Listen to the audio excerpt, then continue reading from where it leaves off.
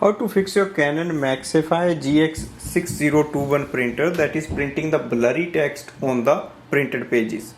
Now in case text is not clear and you see the blurry effect on that means your printhead needs the alignment. Go to the printer display panel, select settings, maintenance, scroll down and look for the printhead alignment auto. So automatically that will do for us. Load paper in the paper tray and click yes. So this might take 1 or 2 minutes because automatically it will do the alignment process. We just have to wait here.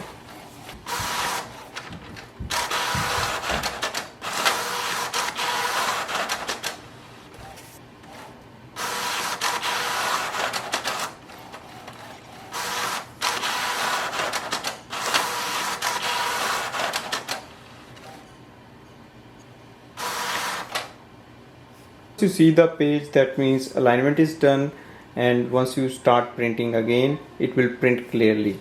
To finish the process, click on the OK button and click on the home button. Hopefully this will help you to fix your printer that is printing the blurry text. Thanks for watching.